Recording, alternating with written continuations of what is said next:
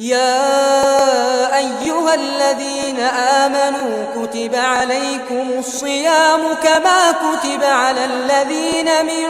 قبلكم لعلكم تتقون.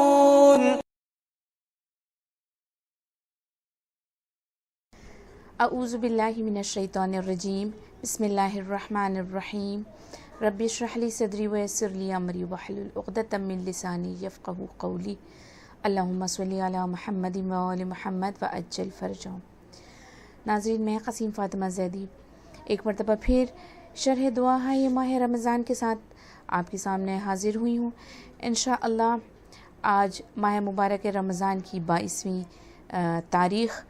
ہم پروردگار کی بارگاہ میں جو درخواست لگانے جا رہے ہیں، اس درخواست کو لگانے سے پہلے پروردگار خدائے منان سے چاہیں گے، اپنے رب سے چاہیں گے، پروردگار سے چاہیں گے، خدایا جو یہ اب تھوڑے سے ایام ہمارے پاس بچے ہیں، ہمارے ہاتھ میں جو بہت تھوڑی سی مدت بچی ہے، پروردگار تو ہمیں توفیق دے کہ ان ماہ مبارک رمضان کی خیرات اور برکات کو زیادہ سے زیادہ انشاءاللہ حاصل کر سکیں اور زیادہ سے زیادہ فیضیاب ہو سکیں. آج کے دن کی دعا انشاءاللہ، اور اس کے بعد اس کی تھوڑی سی شرح، اس کے اوپر آپ سے تھوڑی سی دیر کے لیے انشاءاللہ گفتگو. آج کی جو دعا ہے جو بندے نے اپنے پروردگار کی بارگاہ میں لگائی ہے، وہ دعا ہے اعوذ باللہ من الشیطان الرجیم. بسم اللہ الرحمن الرحیم. اللہم افتح لی فیہ ابواب فضلک وانزل علی فیہ برکاتک ووفقنی فیہ لموجبات مرضاتک واسکننی فیہ بحبوحات جناتک یا مجیب دعوت المضطرین. اللہم صلی علی محمد وآل محمد وعجل فرجہم. آج کی جو دعا ہے ماہ مبارک رمضان کی 22ویں تاریخ کی، اس میں جو سب سے پہلے بندہ اپنے پروردگار سے جس چیز کی درخواست کر رہا ہے، جو دعا مانگ رہا ہے، وہ اور کچھ نہیں ہے، وہ ہے خدایا آج کے دن میرے لیے اپنے فضل اور کرم کے ابواب کو، دروازوں کو کھول دے. عزیزان، یہ جو دعا ہے اپنے آپ میں بڑی خاص ہے، بہت اہمیت کی حامل ہے کہ جو اللہ سے بندہ مانگ رہا ہے کہ جو پروردگار کے فضل اور کرم کے دروازے ہیں، خدایا تو میرے لیے ان دروازوں کو کھول دے، فضیلت کے ان دروازوں کو وا کر دے. کیونکہ ظاہر سی بات ہے، جب تک وہ دروازے ہمارے لیے نہ کھلیں گے، اور اگر خدا نے ہمارا حساب فضل و کرم کے بجائے اپنے عدل سے کیا تو ہم سب کا یقیناً خانہ خراب ہے، کیونکہ ہمارے اعمال جیسے ہیں وہ ہم بہتر جانتے ہیں. اسی لیے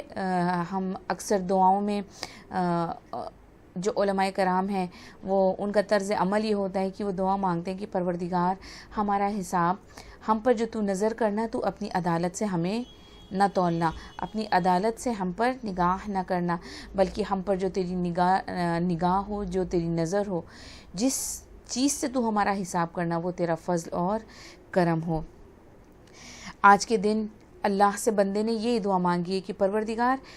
ہم پر اپنے فضل اور کرم کے دروازے کو کھول دے. اگر تو نے عدل سے ہمارا حساب کیا تو ہمارے اندر اتنی تاب نہیں ہے، اتنی طاقت نہیں، اتنی جرأت بھی نہیں ہے کہ ہم تیرا حساب، ہم اپنے گناہوں کا حساب دے سکیں گے. اگر ہاں تو نے اپنے فضل اور کرم کے اگر دروازوں کو کھولا تو امید پائی جاتی ہے، کیونکہ تو تیرا فضل بے نہایت ہے،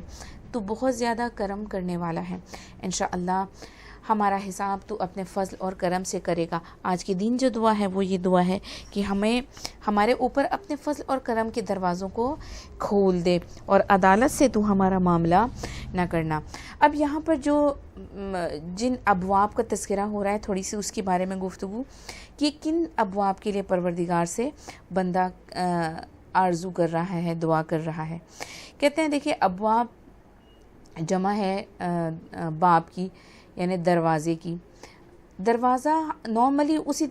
ویسے دروازے جیسے ہمارے اور آپ کے گھروں میں ہوتا ہے، جس کا کام کیا ہوتا ہے کہ جس کے ذریعے سے کسی مقام پر داخل ہوا جاتا ہے. اگر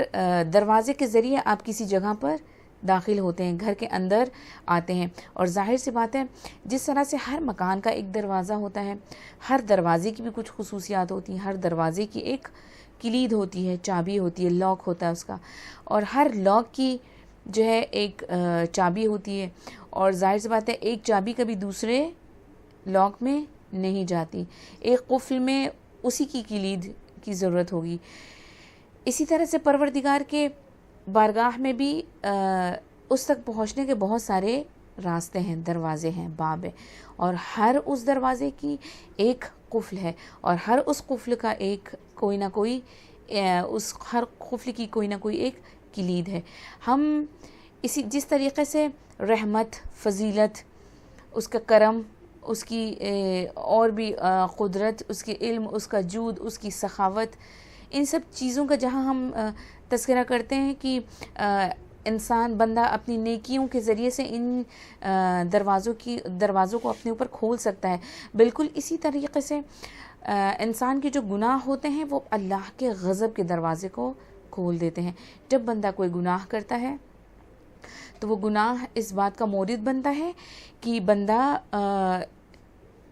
اللہ کے غضب کے کسی دروازے کو کھول دیتا ہے. تو ہم جو پروردگار سے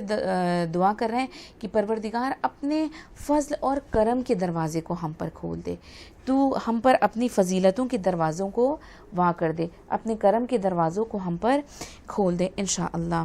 اور اگر ایسا نہیں ہوا اور ہم نے اگر گناہ انجام دیا, نافرمانی کی, تیرے دستور سے سرپیچی کی, کہیں ایسا نہ ہو کہ ہم اس کے ذریعے تیرے غضب کے اور تیرے عذاب کے دروازوں کو کھول دیں. جس طرح سے نیکی رحمت کے دروازوں کو کھولتی ہے, گناہ جو ہیں عذاب کے دروازوں کو کھول دیں گے. اور ظاہر سی بات ہے کوئی بھی انسان یہ نہیں چاہے گا کہ اس پر یہ در جو ہیں اس طریقے کا کوئی بھی عمل اس کے سامنے آئے. خدا نہ کرے کہ ہم پر اللہ کے خشم کا دروازہ کھل جائے. اس کے بعد جس فضل کی ہم یہاں پر اللہ سے درخواست کر رہے ہیں کہ ہمارے اوپر فضل کے دروازوں کو کھول, علماء آتے ہیں اور اس کی شرح کرتے ہیں کہ فضل سے مراد یہاں پر اور کچھ نہیں ہے, ہدایت اس چیز کی جو کیا ہدایت ہم چاہ رہے ہیں یہاں پر فضل سے مراد صراط مستقیم کی, کیونکہ صراط مستقیم کے ذریعے ہی انسان اللہ کے فضل اور کرم تک پہنچ سکتا ہے. اس ہدایت جو صراط مستقیم کی ہدایت ہے, اسی کے ذریعے انسان جو ہے ان دروازوں کو اپنے اوپر کھول سکتا ہے. در فضیلت, فضل کے در کو کھول سکتا ہے, اور اسی طریقے سے رحمت کے در کو اپنے اوپر کھول سکتا ہے. اور اگر یہ کام ہو گیا تو پھر ہم پر برکات کا نزول حتمی ہے انشاءاللہ. کہا جاتا ہے کہ یہ جو برکات ہیں جن کے نزول کے لیے انسان اتنی کوشش کرتا ہے, پروردگار سے دعائیں کرتا ہے, نیک اعمال کرتا ہے, عبادات میں مصروف رہتا ہے, یہ برکات کتنی طریقے کی ہوتی ہیں عزیزان. برکات دو طریقے کی ہوتی ہیں جو بندے کے اوپر نازل ہوتی ہیں, ایک ہوتی ہے مادی اور دوسری ہوتی ہے معنوی برکات. مادی برکات وہی جس کی ضرورت ہماری اس زندگی کو گزارنے کے لیے ہوتی ہے, یعنی جسم کی نشو اور نما کے لیے جن چیزوں کی ضرورت ہوتی ہے, اپنے جسم کی بہتری کے لیے, جسم کو سنبھالنے کے لیے جن برکات کی ضرورت ہوتی ہے اسے ہم کہتے ہیں مادی برکات. جس سے مثال کے طور پر زمین سے جو چیزیں اگتی ہیں پروردگار کے اشارے پر, پھل, سبزی, میوے جات, پانی, بارش, ہوا, یہ ساری برکات جو ہیں مادی برکات ہیں. ان کی ضرورت ہے ہمیں اپنی اس انسانی زندگی کو گزارنے کے لیے. بالکل اسی طریقے سے کچھ برکات وہ ہوتی ہیں جنہیں ہم کہتے ہیں معنوی برکات. ہم یہاں پر اللہ سے ان دونوں برکات کی خواہش کریں گے, پروردگار ہمیں مادی برکات کے ساتھ ساتھ معنوی برکات بھی عطا کر. معنوی برکات کیا ہے؟ وہ برکات ہیں جس کے ذریعے سے ہم اللہ کے ان ابواب کریمہ کو کھول سکتے ہیں کہ جن کے ذریعے انسان اپنے کمال تک پہنچ سکتا ہے, جن کے ذریعے اس کے گناہ بخشے جا سکتے ہیں. وہ کوئی اور چیز نہیں ہے. معنوی برکات دعا کی توفیق, توبہ کی توفیق, استغفار کرنے کی توفیق, ذکر, عبادت, ان سب چیزوں کی توفیق, یہ ساری برکات جو ہیں وہ معنوی برکات ہیں. ہم بھی پروردگار سے تقاضا کرتے ہیں پروردگار ان ایام میں تو ہم پر اپنے برکات کے دروازوں کو, اپنے فضل اور کرم کے دروازوں کو کھول دے اور ہم پر برکات کا نزول کر, چاہے برکات معنوی ہوں چاہے برکات مادی ہوں، چاہے وہ معنوی برکات ہوں، چاہے وہ مادی برکات ہوں۔ اس کے بعد جو دعا کر رہا ہے پروردگار سے بندہ، وہ دعا یہ ہے، تقاضا کیا ہے کہ خدایا مجھے اسباب رضا کی توفیق عطا فرما، یعنی وہ چیزیں جن سے ہم تیری رضا کو پا سکیں، تیری رضا کا جو اسباب ہے ان کی توفیق ہمیں عطا فرما۔ اور یہ کچھ اور نہیں ہے عزیزان، جب علماء سے پوچھا گیا اس چیز کے بارے میں اسباب رضا پروردگار کیا ہیں، تو انہوں نے کہا وہ ہر وہ چیز جو واجب ہے ان کا جمع کرنا اور محرمات کا ترک کر دینا، یعنی واجبات کا ادا کرنا اور محرمات کا ترک کرنا، یہ چیز جو ہے اسباب رضا میں شامل ہوتی ہے۔ اور اس کے بعد جو دعا کر رہا ہے پروردگار سے بندہ، خدایا مجھے جنت کے مرکزی مقام میں قرار دے دے، یعنی جنت تو چاہیے ہی چاہیے، اور جنت میں بھی وہ اپنے لیے مخصوص کر رہا ہے کون سا مقام، جنت میں بھی وہ اپنے لیے ایک مرکزی مقام کی خواہش کر رہا ہے۔ کہا جاتا ہے مرکزی مقام کیوں چاہ رہا ہے بندہ اتنا، کہا جاتا ہے کہ یہ جو مرکزی مقام ہے یہ اولیاء پروردگار سے مخصوص ہے، یہ وہ جگہ ہے جہاں پروردگار کے مخصوص بندے جو اولیاء اللہ ہیں وہ اس مقام پر ٹھہریں گے۔ تو ہم بھی کیا بہتر ہے، کتنا اچھا ہو کہ ہم بھی اسی دعا کو اپنے رب سے طلب کریں، پروردگار آج کے دن 22 ماہ مبارک رمضان کی تاریخ ہے، ہم تجھ سے طلب کرتے ہیں، آج کی شب قدر ہے، اور بہت معتبر روایات کے اعتبار سے آج کی رات ہی وہ رات ہے جو نزول قرآن کی رات ہے۔ آج کی شب میں انشاءاللہ خصوصی اعمال جو ہیں، ان اعمال کے ساتھ ساتھ جو دعائیں ہیں، ہر چیز کے ساتھ ساتھ ہم اس دعا کا بھی لحاظ رکھیں گے، پروردگار ہمیں جنت کا مرکزی مقام عطا کر جو مخصوص ہے تیرے اولیاء اللہ سے، تو مستر کی سننے والا ہے پروردگار، تو ہماری دعاؤں کو بھی مستجاب کر لے۔ آج کی شب بہت اہم شب ہے، آج کی رات بہت خاص رات ہے۔ اب بہت کم ایام ہمارے ہاتھ میں بچے ہیں، زیادہ وقت ماہ مبارک رمضان کا ہم گزار چکے ہیں، پروردگار جو گزارا ہے اس کی عبادتوں کو تو قبول کر لینا، اور جو رہ گیا ہے ہمیں توفیق دے، یہ تھوڑے سے دن جو یہ ذرا سے جو ایام ہمارے ہاتھ میں بچے ہیں، انشاءاللہ اس میں ہم وہ عمل انجام دیں جس کی تو ہم سے آرزو کرتا ہے، جس کی تو نے ہم سے خواہش کی ہے۔ کہا جاتا ہے عزیزان، پروردگار نے شب قدر کو مشخص کیوں نہیں کیا، پتہ کیوں نہیں دیا کہ مثلا کون سی رات شب قدر ہے، کیونکہ ہم کہتے ہیں شب 19 ماہ رمضان بھی روایات کے اعتبار سے شب قدر ہے، شب 21 بھی شب قدر ہے، اور آج جو رات آئے گی انشاءاللہ شب 23 وہ بھی شب قدر ہے۔ پروردگار نے مخفی کیوں رکھا ہے اس رات کو؟ یہاں پر ایک جواب دیا جاتا ہے کہ جس طرح سے اللہ نے اپنی رضا کو بہت ساری نیکیوں میں چھپا کر رکھا ہے، کہ اللہ نے اپنی رضا کو کسی ایک نیکی میں نہیں رکھا، کیونکہ اگر بندے کو پتہ چل جائے کہ اس کام میں اللہ کی رضا ہے تو صرف وہ اسی کام کو انجام دے گا اور دوسری نیکیوں کے سراغ میں نہیں جائے گا۔ اسی طرح سے خدا نے اپنے غضب کو کچھ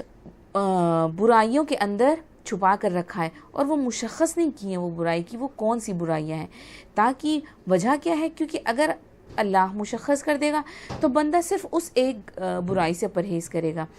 اور مشخص نہ کرنے کے نتیجے میں کیا ہوتا ہے، بندہ کوشش کرے گا کہ پھر کسی بھی برائی کے قریب نہ جائے، کیونکہ پتہ نہیں کس برائی میں اللہ کا غضب شامل ہو۔ بالکل اسی طریقے سے جس طرح سے اس نے اپنی رضا کو ہمیں نہیں بتایا کہ وہ کس نیک اعمال میں ہے، تاکہ بندہ اسی لالچ میں کہ شاید اس میں اللہ کی رضا ہو، شاید اس میں اللہ کی رضا ہو، شاید اس میں اللہ کی رضا ہو، وہ اسی طریقے سے نیکیاں انجام دیتا رہے گا۔ پروردگار نے شب قدر کو بھی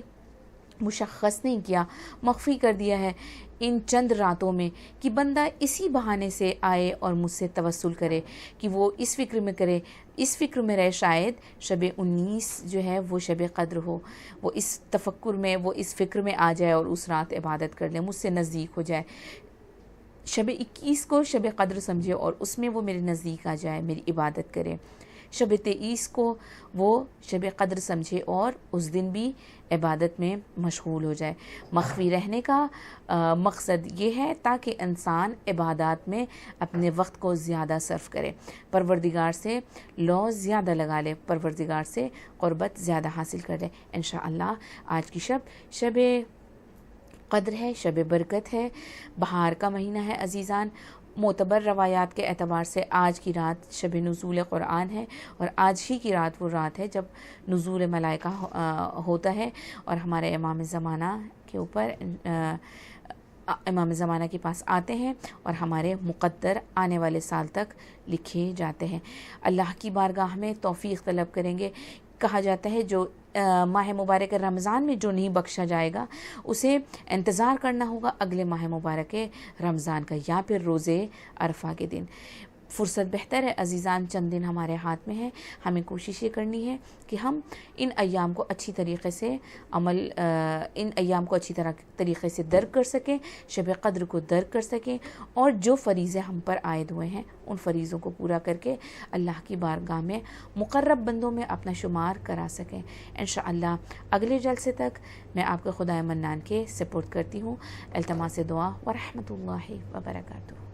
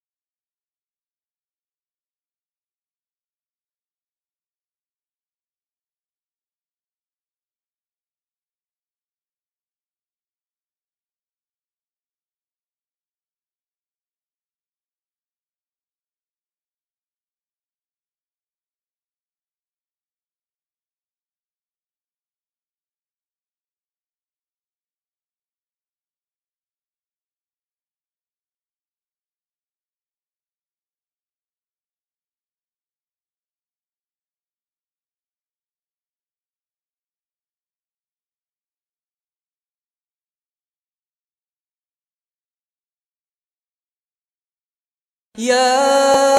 أيها الذين آمنوا كتب عليكم الصيام كما كتب على الذين من قبلكم لعلكم تتقون